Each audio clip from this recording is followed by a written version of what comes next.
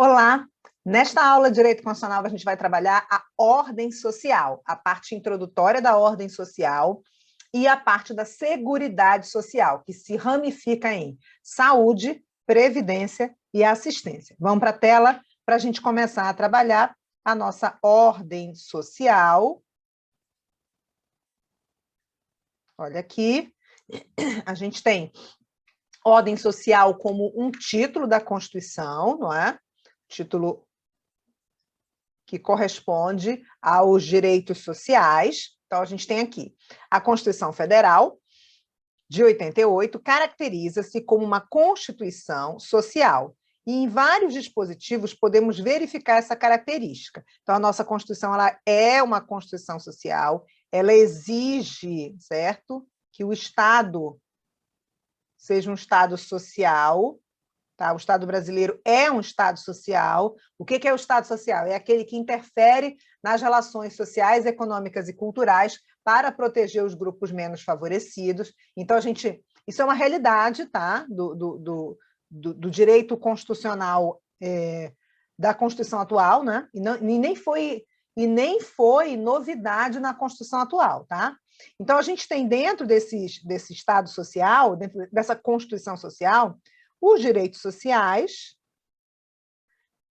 previstos lá nos artigos 6º ao 11, e especificamente o artigo 6º, ele vai listar os direitos sociais, né? São direitos sociais, educação, trabalho, moradia, lazer, alimentação, assistência aos desamparados, enfim, vai listar.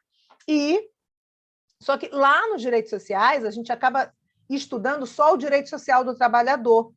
Quando chega aqui nesse título 8º da ordem social, a gente vai estudar um leque bem grande de direitos sociais. Nessa nossa aula, a gente vai trabalhar separadamente, tá? Só a Seguridade Social, que é saúde, previdência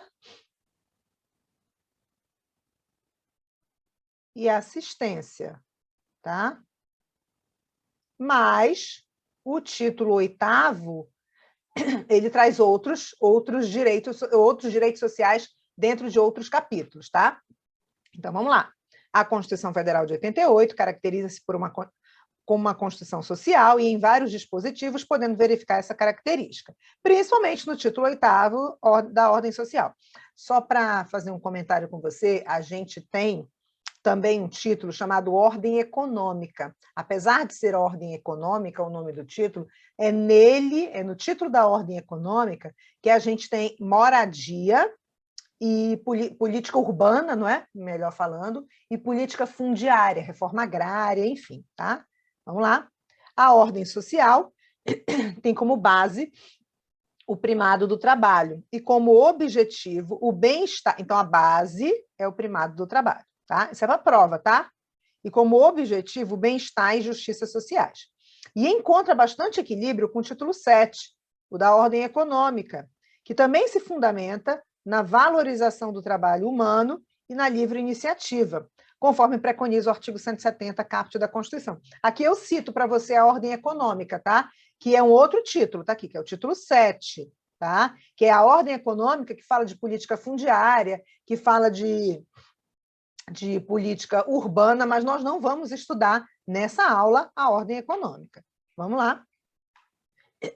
José Afonso da Silva, falando de ordem social, ele vai dizer o seguinte: ter como objetivo bem-estar e justiça sociais quer dizer que as relações econômicas e sociais do país, para gerarem o bem-estar, hão de propiciar trabalho e condições de vida material, espiritual e intelectual adequada ao trabalhador e sua família, e que a riqueza produzida no país, para gerar justiça social, há de ser equanimemente distribuída.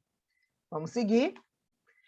Não é demais lembrarmos do caput do artigo 6º. Eu até falei antes e está aqui anotadinho para você.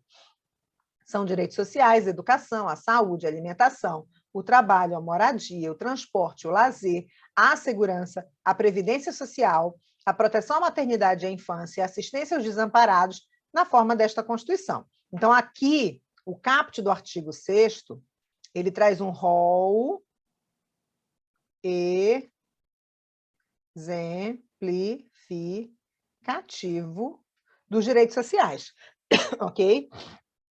Só que ele não trata, na sequência, de todos eles. Ele acaba ficando só limitado, lá no artigo 7º em diante, ao direito social do trabalhador. Aí a gente chega no título da ordem social, olha, o título da ordem social desenvolve o estudo de alguns dos direitos sociais citados no artigo 6º. Vamos lá. Aí sim a gente entra na seguridade. Aqui a gente não vai... voltando aqui o slide, olha. Aqui a gente tem moradia, transporte, educação, saúde, alimentação, lazer, previdência social, segurança, enfim. Só que nesse ponto que nós vamos estudar, seguridade social, a seguridade social, ela se ramifica e se limita à saúde, previdência e assistência. Está aqui, olha. A seguridade social compreende, perdão, um conjunto integrado de ações de iniciativa dos poderes públicos e da sociedade destinadas a assegurar os direitos relativos à saúde, à previdência e à assistência social. Objetivos da Seguridade Social.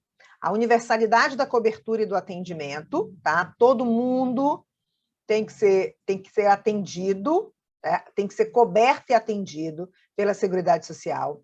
A uniformidade e a equivalência dos benefícios e serviços às populações urbanas e rurais. Então, o trabalhador rural ele foi agraciado também, porque ele era sempre deixado de lado, não é? Isso, a Constituição de 88 inovou bastante, certo? 3. Seletividade e distributividade na prestação de benefícios e serviços. Tem que selecionar, ou seja, não é para todo mundo, universalidade? Mas, por exemplo, o benefício da pensão por morte é só para quem está dentro dos requisitos de direito a receber pensão por morte, entendeu? O auxílio acidente de trabalho, todo mundo vai receber? Não, só quem se acidentou devido ao trabalho, entendeu? Então, é seletividade e distributividade na prestação dos benefícios e serviços.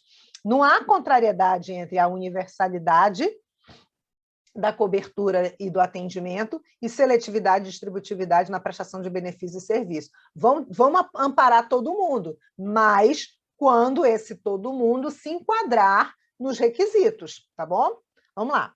Irredutibilidade do valor dos benefícios, equidade na forma de participação do custeio, equilíbrio na forma de participação do custeio, e esse equilíbrio quer dizer quem ganha mais acaba contribuindo mais, quem ganha menos contribui menos, tá bom?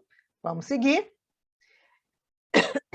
Diversidade da base de financiamento, vou beber uma água aqui. Diversidade da base de financiamento, identificando-se em rúbricas contábeis específicas para cada área. Então, quem vai financiar é diversa a base de financiamento. É o empregador, é o trabalhador, são alíquotas de impostos, são contribuições de concursos de prognósticos, certo? Então, diversidade da base de financiamento, identificando-se em rubricas contábeis específicas para cada área, as receitas e as despesas vinculadas a ações de saúde, previdência e assistência social, preservado o caráter contributivo da previdência social. A gente vai ainda nessa aula verificar isso, olha. Seguridade é saúde, previdência e assistência, tá? Só que desses três, só a previdência tem caráter contributivo. Só tem direito aos benefícios da previdência quem contribui. Agora, saúde e assistência, você não precisa contribuir para ter direitos, tá? Aos serviços de saúde e a assistência. 7. Caráter democrático e descentralizado da administração, mediante gestão quadripartite, com a participação dos trabalhadores, empregadores, 2, aposentados, 3, e governo nos órgãos colegiados, 4, quadripartite, a gestão, ok? A Seguridade, agora vamos falar de financiamento da Seguridade Social, tá? Financiamento. O que a gente viu aqui? Olha, diversidade da base de financiamento. Então, vamos ver aqui.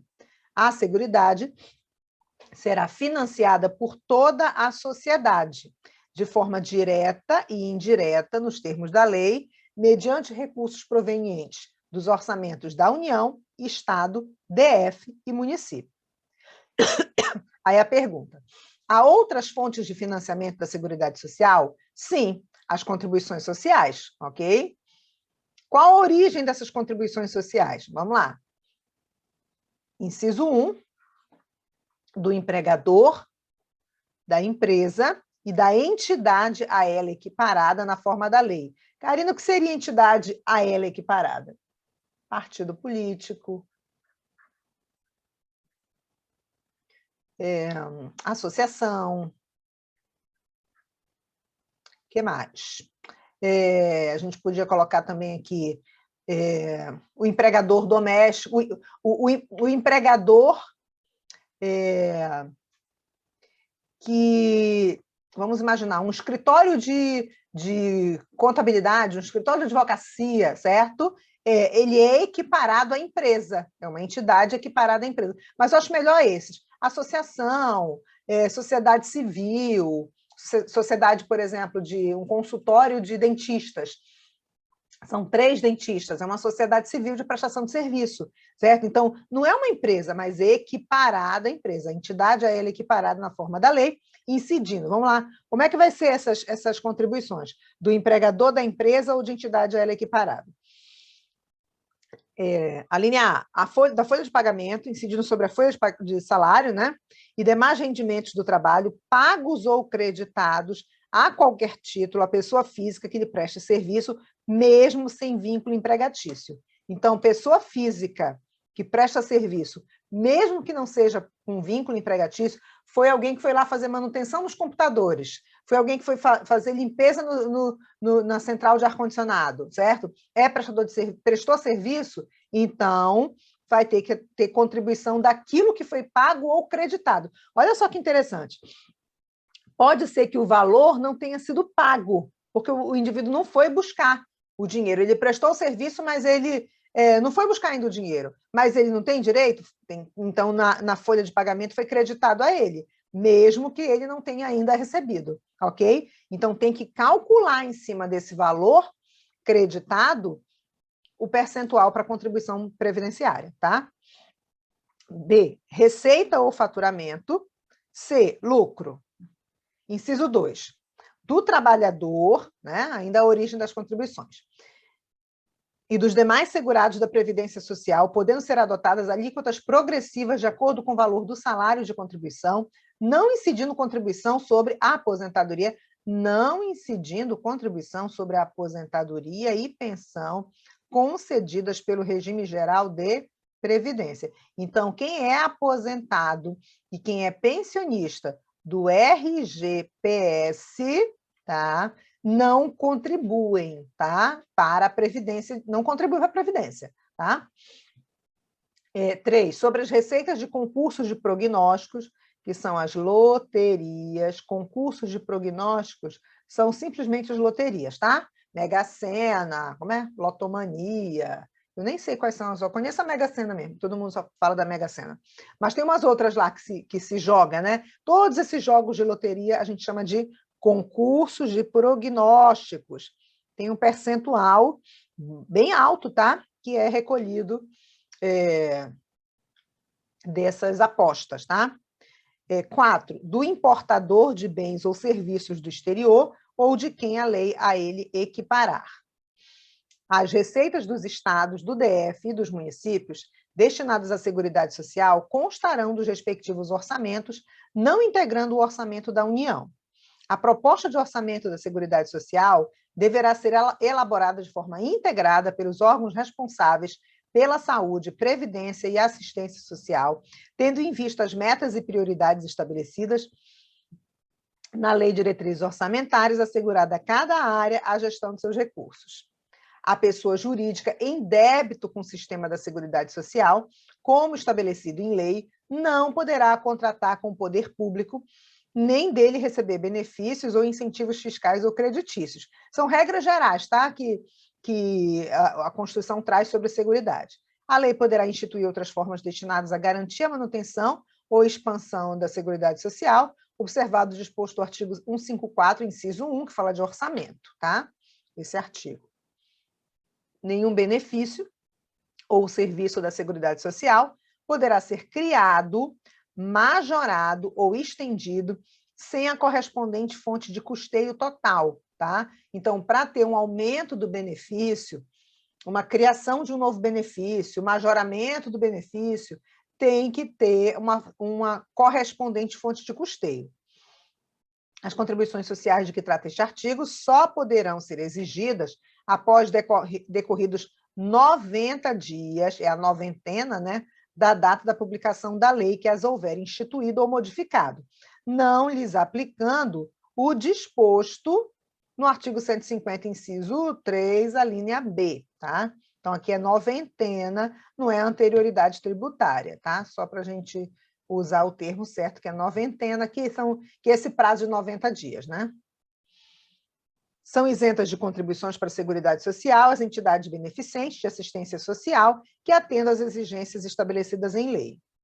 O produtor, o parceiro, o meeiro e o arrendatário rurais, pescador artesanal, bem como seus respectivos cônjuges, que exerçam suas atividades em regime de economia familiar, sem empregados permanentes, contribuirão para a Seguridade Social, olha só, mediante a aplicação de uma alíquota sobre o resultado da comercialização da produção e farão jus aos benefícios nos termos da lei. Como é que funciona isso, Karina?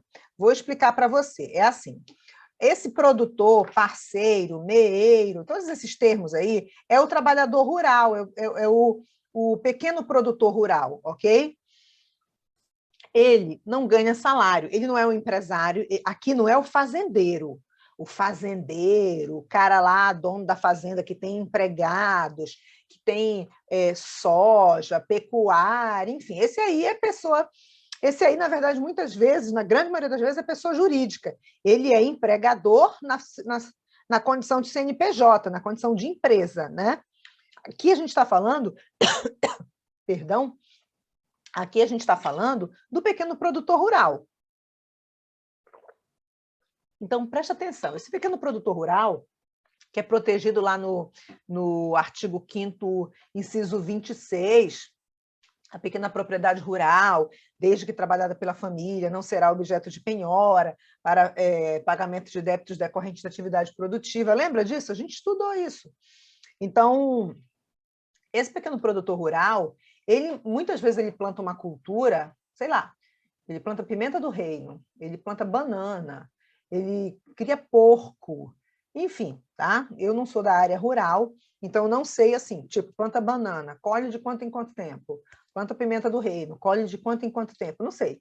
Mas imagina dessa forma, ele vai ter uma cultura ou duas lá naquele sítiozinho dele, e quando ele colhe, ele comercializa, ele consome, tá, do que ele planta ali, porque ele também planta o feijão para ele comer, e ele vai comercializar o excedente da produção dele, tá?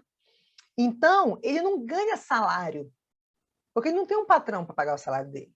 Aquele dinheiro que ele ganha da venda da pimenta do reino, por exemplo, ele vai ter que se segurar e usar esse dinheiro para se sustentar até a próxima vez que ele for vender a pimenta do reino de novo. E eu não sei como é que é, porque eu não sou da área rural, mas pode ser que ele não consiga plantar pimenta do reino todos os períodos do ano. Pode ser que seja uma cultura sazonal, que só é do inverno, só é do verão, enfim, né? E a gente ainda tem o Brasil continental, tem lugar que chove muito, tem lugar que tem muito sol, tem lugar, né? Dependendo se é verão, se é inverno, tem lugar que tem geada, enfim. Então, ele tem direitos. Lembra quando a gente falou ainda há pouco que tem que haver a uniformidade para alcançar também o trabalhador rural? Então, o trabalhador rural também tem direitos previdenciários, ok? Mas como é que ele vai contribuir se a previdência ela é de caráter contributivo? Como é que ele vai contribuir se ele não ganha salário todo mês? Então, aqui foi dada a solução, certo? O produtor, o trabalhador rural, produtor, parceiro, meeiro, pescador artesanal, enfim, e seus cônjuges, tá? Que exerçam suas atividades em regime de economia familiar, sem empregados permanentes. Na verdade, não é só o cônjuge, não, tá? Quando você fala esse parceiro, esse meeiro, esse arrendatário rural, por exemplo, ele trabalha na terra e o cônjuge dele, tá? Aí ele tem 10 filhos. Esses 10 filhos, apesar de serem de a terra não ser dele, ele também, os 10 filhos do cara, são arrendatários, são considerados trabalhadores rurais ali. Então, se esses 10 filhos também têm as suas respectivas mulheres, elas também são cônjuges de produtor rural. Então, toda a família ali, certo? Isso na legislação previdenciária tem disciplinamento com detalhes sobre isso. Eu até já dei aula sobre isso, faz tempo já, mas já dei aula sobre direito previdenciário. Então, toda aquela família, certo? Que está na atividade, não é? Que é produtora rural, vai ser cadastrada, ok? E aquela produção rural, vou reler aqui o finalzinho, olha, mediante a aplicação de uma alíquota sobre o resultado da comercialização da produção. Não é sobre o resultado da produção, é o resultado da comercialização da produção, porque se ele produziu e comeu a produção, se alimentou daquilo ali, não contribui. Contribui sobre aquilo que comercializa, ok? É um percentual, se eu não me falha a memória, 2,5%, 2,5% ou 2,1%, estou aqui enganada, mas está na legislação previdenciária, não é direito constitucional. E mais, quem é obrigado a contribuir é quem compra a produção deles, não são nem eles. Então, por exemplo, se ele vendeu a pimenta do reino para um atravessador que vai beneficiar essa pimenta do reino para exportar, é esse atravessador que pagou pela pimenta do reino que é obrigado a recolher 2,5% ou 2,1%, enfim, o percentual para a Previdência, ok? Então, o ônus ainda é daquele que compra, que aquele que compra é a parte mais forte da relação, certo? A legislação previdenciária é muito boa, muito detalhada, justamente para alcançar todas essas situações, tá? Vamos lá, vamos seguir.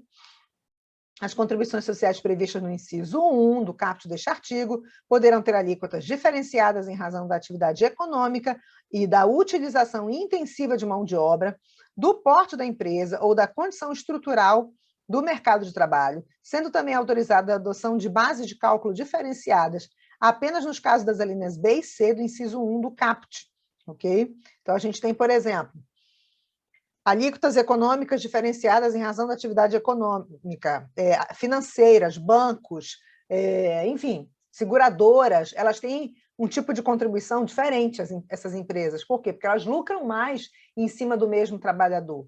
Um gerente de banco, um funcionário de banco, ele dá infinitamente muito mais lucro, certo? Para aquela empresa, para aquele banco, do que, por exemplo, uma professora, certo? Do que, por exemplo, um funcionário de uma fábrica, certo? Uma fábrica de automóveis que seja. O funcionário do banco, da seguradora, dá muito mais, mas muito mais lucro para a empresa. Por isso que na hora da contribuição ela tem esse tipo de empresa tem um tipo de contribuição diferente, a diversidade da base de financiamento e equidade no custeio, e que quem ganha mais, contribui mais. Quando eu digo isso, não é só o trabalhador que ganha mais, não. É a empresa também que lucra mais. Ela vai contribuir mais. A lei definirá os critérios de transferência de recursos para o Sistema Único de Saúde, porque a gente ainda está falando de Seguridade Social. Eu estou falando um pouquinho de Previdência, né? Mas, na verdade, ainda é Seguridade. A gente não ramificou ainda. Então, aqui, a lei definirá os critérios de transferência de recursos para o Sistema Único de Saúde e as ações de assistência social da União para os estados, o Distrito Federal e os municípios, e dos estados para os municípios, observada a respectiva contrapartida de recursos. São vedados a moratória e o parcelamento em prazo superior a 60 meses e, na forma de lei complementar, a remissão e a anistia das contribuições sociais de que tratam a linha A do inciso 1 e o inciso 2 do caput. A lei definirá os setores de atividade econômica para os quais as contribuições incidentes na forma do inciso 1b e 4 do caput serão não cumulativas. Parágrafo 14, o 13 foi revogado, né? O 14. O segurado somente será reconhecida como tempo de contribuição ao RGPS, Regime Geral de Previdência Social, a competência cuja contribuição seja igual ou superior à contribuição mínima mensal exigida para a sua categoria, assegurado o agrupamento de contribuições. Aí a gente entra na saúde, tá? Agora sim a gente vai começar a ramificar. Seguridade é saúde, previdência e assistência. Então, vamos lá. A saúde é direito de todos, então, independentemente se contribui ou não, é direito de todos, e dever do Estado. É dever do Estado promover a saúde, garantindo mediante políticas sociais e econômicas que visem a redução do risco de doença e de outros agravos. Então, saúde não é você ficar doente e ter um hospital. Saúde é a redução dos riscos de doença e de outros agravos, ok? Então, é prevenção. E ao acesso universal e igualitário às ações e serviços para sua promoção, proteção e recuperação. Por isso que um grande tema relacionado à saúde, a redução dos riscos de doença, é a educação, certo? Campanha de vacinação, campanha de aleitamento materno, a questão da campanha de educação para o trânsito, para evitar acidentes. Então, o negócio é evitar o acidente de trânsito, o negócio é fazer o aleitamento materno, fazer a alimentação adequada da criança para evitar a doença e a mortalidade infantil, certo? É fazer o pré-natal para evitar a mortalidade materna, ok? É fazer a prevenção contra o câncer de próstata, para evitar, certo, a necessidade de um atendimento já com câncer avançado, certo? É fazer o exame, o check-up de mamografia para evitar, certo, o tratamento de um câncer de mama já avançado, ok? É prevenção, é sempre prevenção. São de relevância pública as ações e serviços de saúde, cabendo ao poder público dispor, nos termos da lei, sobre sua regulamentação, fiscalização e controle, devendo sua execução ser feita diretamente ou através de terceiro, e também por pessoa física ou jurídica de direito privado, artigo 197 caput, tá? A gente já vai fechar esse bloco. Aí aqui a gente tem as diretrizes do SUS, tá? A gente vai falar um pouquinho delas aqui. As ações e serviços públicos de saúde integram uma rede regionalizada e hierarquizada e constituem um sistema único, que é o Sistema Único de Saúde, tá? Organizado de acordo com as seguintes diretrizes: descentralização, com direção única em cada esfera de governo. Então, o SUS é União, Estado, Distrito Federal e município, tá? Atendimento integral com prioridade para as atividades preventivas. Prioridade para as atividades preventivas, sem prejuízo dos serviços assistenciais. Participação da comunidade, ok? Parágrafos. O Sistema Único de Saúde será financiado nos termos do artigo 195, com recursos do orçamento da Seguridade, da União, dos Estados, do Distrito Federal e dos municípios, além de outras fontes. A União, os Estados e o DF, os municípios, aplicarão anualmente em ações e serviços públicos de saúde recursos mínimos derivados da aplicação de percentuais calculados sobre, no caso da União, a receita corrente líquida do respectivo exercício financeiro, não podendo ser inferior a 15%. No caso dos Estados e DF, o produto da arrecadação dos impostos, a que se refere ao artigo 155, e dos recursos de que trata o artigo 157 e 159, inciso 1, a linha A e inciso 2, deduzidas as parcelas que forem transferidas aos respectivos municípios. No caso dos municípios e DF, o produto da arrecadação dos impostos, a que se refere o artigo 156, e dos recursos de que trata os artigos 158 e 159, inciso 1, a linha B e parágrafo 3º. Parágrafo 3º. Lei complementar que será reavaliada pelo menos a cada 5 anos estabelecerá os percentuais de que trata os incisos 1 e 2 do parágrafo 2º deste artigo aqui, né? E os critérios de rateio dos recursos da União vinculados à saúde, destinados aos estados, ao Distrito Federal e aos municípios, e dos estados destinados aos respectivos municípios, objetivando a progressiva redução das disparidades regionais. As normas de fiscalização e avaliação e controle das despesas com saúde nas esferas federal, estadual, distrital e municipal. Ok? Parágrafo 4º. Os gestores locais do SUS poderão admitir agentes comunitários de saúde e agentes de combate às endemias por meio de processo seletivo público, de acordo com a natureza e a complexidade de suas atribuições e requisitos específicos para a sua atuação. Ok? E aí eu vou parar aqui nesse parágrafo 5º, tá? A gente vai parar bem aqui para a gente iniciar o nosso próximo bloco, porque eu já estou estourando o tempo aqui, tá? Então, clica logo na próxima aula que a gente vai dar continuidade neste ponto, tá bom? Tchau, tchau.